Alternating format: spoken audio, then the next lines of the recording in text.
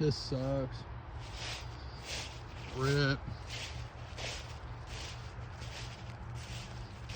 I haven't had this happen in a long time. And that was my rooster. He got smoked. I had to put all the other chickens up. Every time this happens, I feel like they stop laying for like a week just because they're traumatized or something. But, you know, they're pasture. You know, they like to. I like them to be able to roam.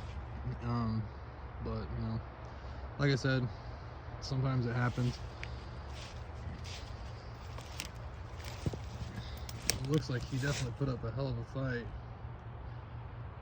There's a whole lot going on over here. Sucks.